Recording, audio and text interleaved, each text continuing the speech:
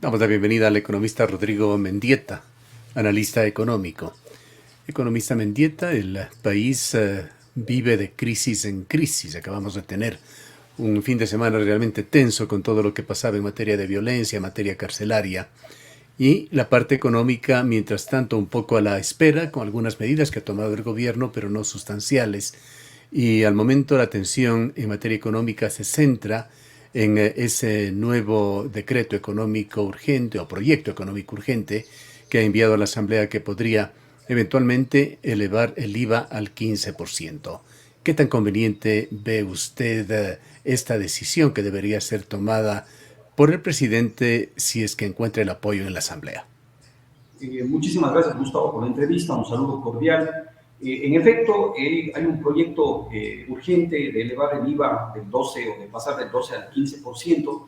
Y obviamente, pues esto primero ha tenido, ¿no es cierto?, una suerte de discusión, diríamos así, al menos por redes sociales, pero que ya más o menos se han ido viendo algunas posiciones de algunos partidos políticos, sobre todo los más numerosos dentro de la Asamblea, de cuyos votos se van a necesitar para que esta ley se apruebe, se niegue o se modifique, que yo creo que es la que más, desde mi perspectiva, probabilidad tiene, es decir, que esta ley se modifique. Una de las cosas que se está apuntando es a que esta ley se eleve o apruebe elevar el IVA, pero de una manera temporal, para que genere recursos para el Estado, para que justamente pueda solventar los gastos que este momento ameritan, toda vez que estamos atravesando prácticamente por un estado de excepción que tiene un conflicto armado interno y que eso va a necesitar erogaciones adicionales no planificadas del Estado.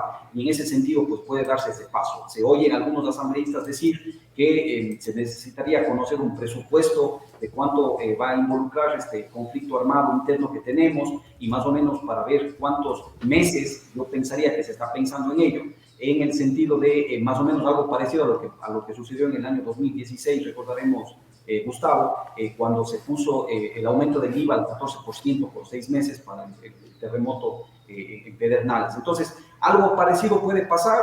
Veamos cuál va siendo esa discusión, a pesar de que también hay voces contrarias sobre el tema de esta política que se está, digamos, que se mandó de parte del presidente. Hay varios economistas, entre ellos quizá el más destacado, Mauricio Pozo, por su calidad de exministro de Economía y Finanzas en otros gobiernos, que sigue reclamando un plan económico al gobierno. Señala que se están haciendo las cosas de una manera descoyunturada, que no hay un plan y en consecuencia no hay una estrategia. ¿Qué opina usted? Yo opino que, digamos, estar de acuerdo con ello en la medida de que considero que por más corto tiempo que tiene este gobierno y que ha tenido unas situaciones coyunturales muy drásticas que pasar, como es, por ejemplo, el presupuesto prácticamente desfinanciado que tuvo que afrontar o que está afrontando, el tema del estiaje, de los cortes energéticos y ahora este conflicto interno, ¿no es cierto?, que digamos, son temas, yo diría que excepcionales y que obviamente le implican y le obligan a que tenga que ir actuando prácticamente sobre la marcha, pero eso no quiere decir que podamos tener un plan de cómo va a quedar el gobierno el año, o más bien el país económicamente hablando, desde el punto de vista financiero, al año 2024, por ejemplo, cuál sería de cara al año 2025 ciertas acciones, es decir, no se perfila aquello y obviamente también eso seguramente está respondiendo, estimado Gustavo, al hecho de que también vamos a entrar en una lógica política, toda vez que tenemos elecciones ya para un presidente con un periodo completo, eso va a ser en febrero del año 2025, por lo tanto, estamos teniendo también una actuación, o vamos a ver una actuación que recordará usted, la visorábamos en alguna entrevista pasada, y es el hecho de que vamos a tener un presidente candidato, y eso obviamente que va a influir mucho en cómo se van tomando las cosas. Pero yo concuerdo, yo creo que al margen de todo eso sí pudiésemos tener un plan al menos de mediano plazo. El proveedor de un hogar, me refiero a un padre de familia, sabe lo difícil que es manejar un hogar en medio de la pobreza o de la escasez de fondos, por lo menos, o quizá en un ambiente de iliquidez. Y esto en macro le pasa al gobierno nacional. Quisiéramos tener su visión, cuáles son las posibilidades que tiene el gobierno con esta situación que se ha presentado hasta ahora como una de fuentes muy limitadas de liquidez. Bueno, las posibilidades son escasas. También el tema del déficit o esta falta de dinero, como el que usted advierte, Gustavo, no es de ahora, se viene dando déficit recurrente los últimos 10, 12, 15 años en la economía ecuatoriana. Lamentablemente nosotros tenemos un presupuesto que, como está, no nos alcanza los ingresos corrientes que se generan para poder cubrirlos. Entonces eso hay que atacarlo de una manera profunda, de una manera estructural, y ahí no se avisora que eso suceda. Hemos hablado, ¿no es cierto?, del tema de la focalización de los subsidios a los combustibles, que dejaría al Estado una buena cantidad de dinero, evitaría gasto, y obviamente esto puede ir compensando ese desequilibrio fiscal que se tiene.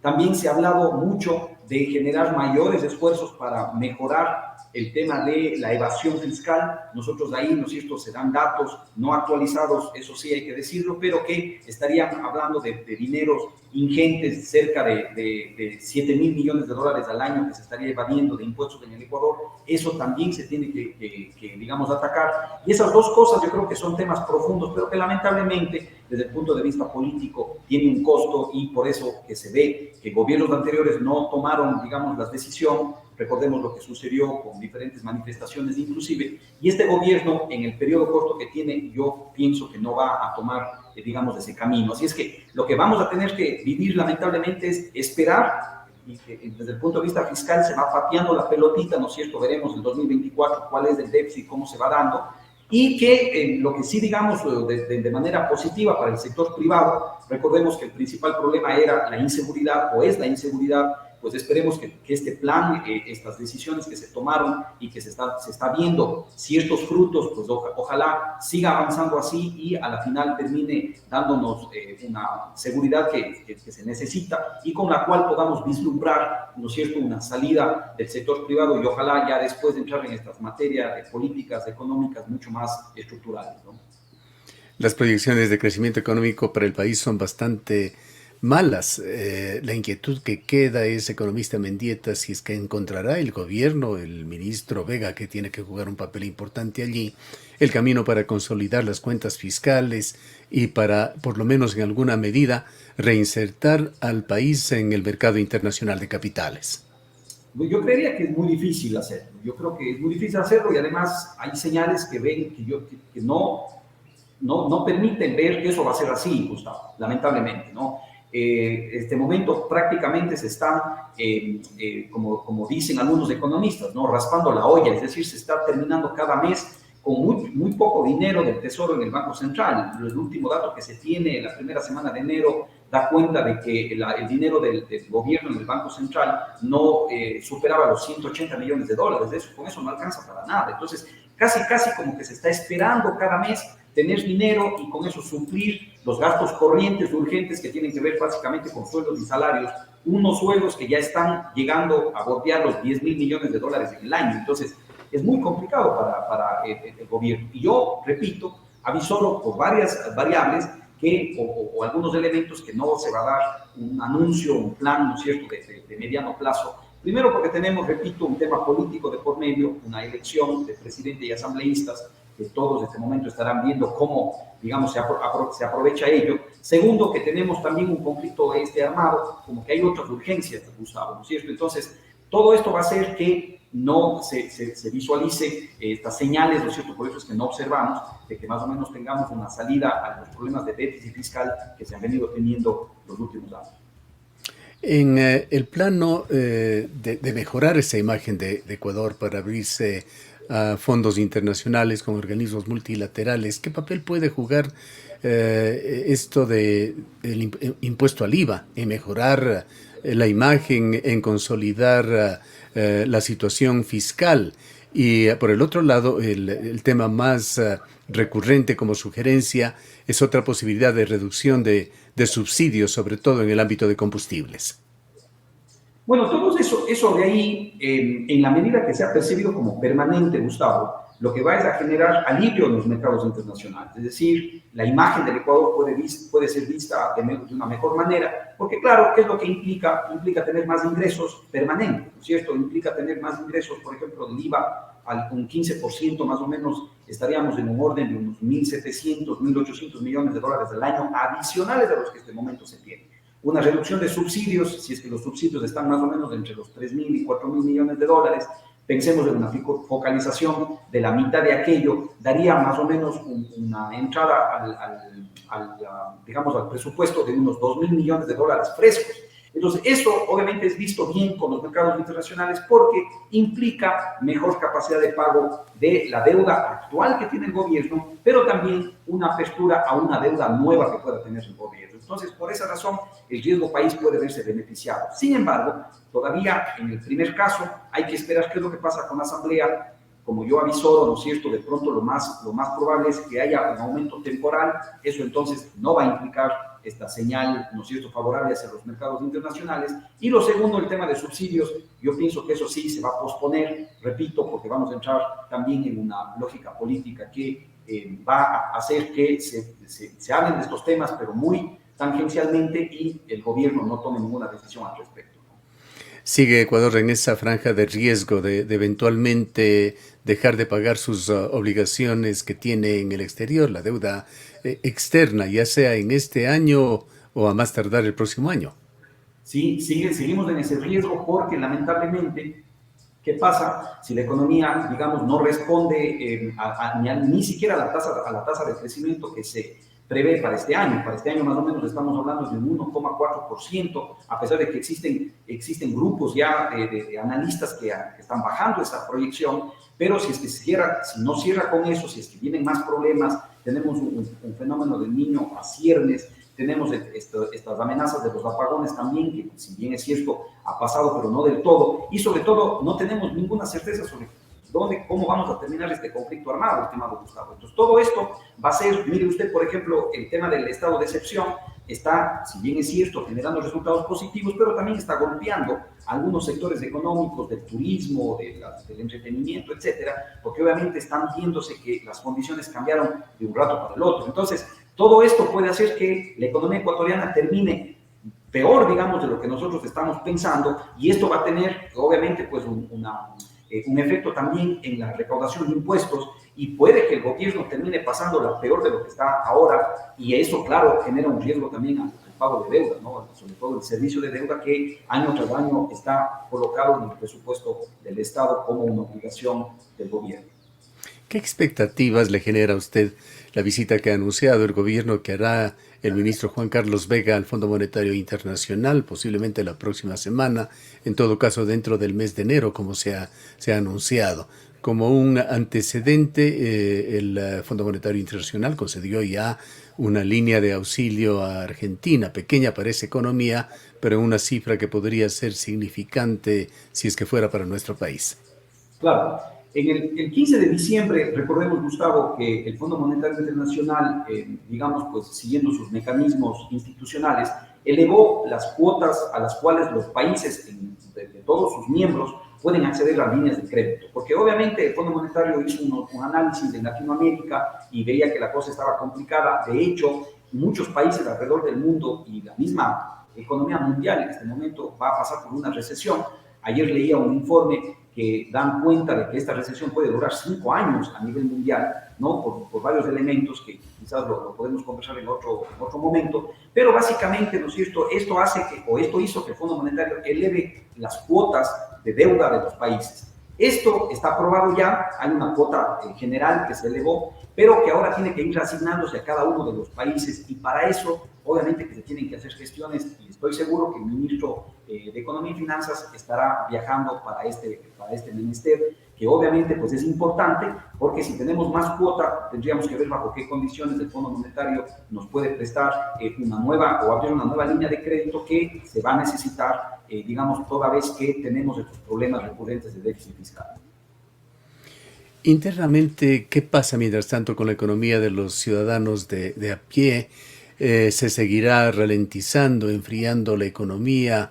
¿Hay riesgos por allí de que la situación en el país pueda empeorar?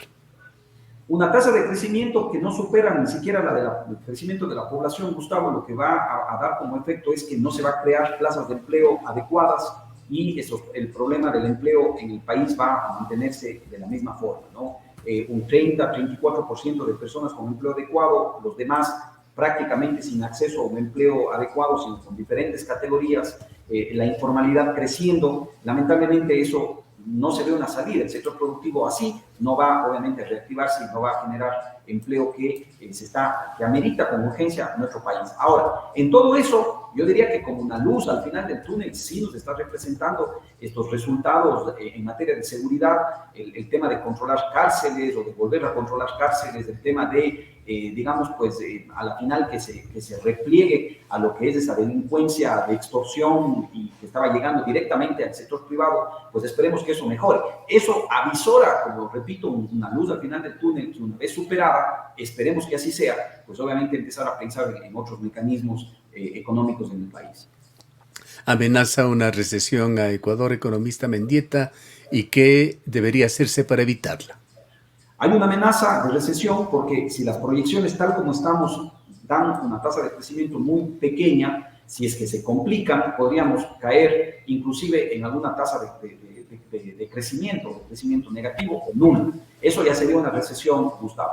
¿Qué hacer ahorita? Yo pienso que primero a potencializar estos temas de inseguridad o de mejora de la inseguridad para que, ¿no es cierto?, podamos tener un panorama un poco más claro. Luego después hay poca maniobra porque, repito, va a venir como que un tema político enseguida y entonces le corresponderá a quien tome la posta o si es el mismo presidente para arrancar en mayo del año 2025, pues obviamente ya plantearnos un plan integral económico y eso es lo que habría que exigirle, ¿no? Inclusive a quienes se postulen como sus planes de campaña. Yo creo que eso es muy importante este momento, va a tomar mucha relevancia en el Ecuador. Pero repito, Gustavo, y quiero dejar esa idea clara, si no podemos solucionar estos problemas de inseguridad, pues prácticamente lo demás estaría condicionado a que no pueda suceder, digamos. Así es que lo que se pide, lo que se persigue, y lo que obviamente también está en nuestras aspiraciones es que este tema de inseguridad pues vaya avanzando y vaya dando los resultados favorables en estas estrategias que ha tomado el gobierno del presidente Noboa. En consecuencia, cabe preguntarnos y preguntarle qué papel eventualmente jugaría la consulta popular con esas 20 preguntas que hoy ya analiza la Corte Constitucional. Bueno, en las preguntas en materia económica, las primeras, ¿no es cierto?, que fueron enviadas, las 11, salvo estos temas de casinos, ¿no es cierto?, puede tener alguna redundancia directa. Sin embargo, en este otro paquete de preguntas, pienso que sí se están colocando temas importantes desde el punto de vista económico. Uno de ellos es el tema de la flexibilidad laboral. Recordemos, Gustavo, que hemos conversado que mucho de la falta de empleo en el Ecuador pasa porque tenemos un código de trabajo muy rígido y en lugar de ayudar, ¿no es cierto?, al tema del empleo, más bien lo que hace es impedir, forma barreras para tener empleo nuevo. Ojo, entiéndase como empleo nuevo. No estamos hablando del empleo que en este momento ya está siendo, digamos, ya está accediendo al empleo, pues obviamente las leyes no tienen carácter retroactivo, pero para tener empleo nuevo se necesita de alguna manera generar, ¿no es cierto?, facilidades laborales, como por ejemplo el hecho de que se pueda contratar por diferentes horas, de que puedan haber diferentes modalidades de contratación, y obviamente eso sí que va a tener una repercusión directa e inmediata en el sector productivo ecuatoriano. Bien, queremos agradecerle, economista Mendieta. Muchísimas gracias a usted, Gustavo. Declaraciones del economista Rodrigo Mendieta, profesor investigador de la Universidad de Cuenca.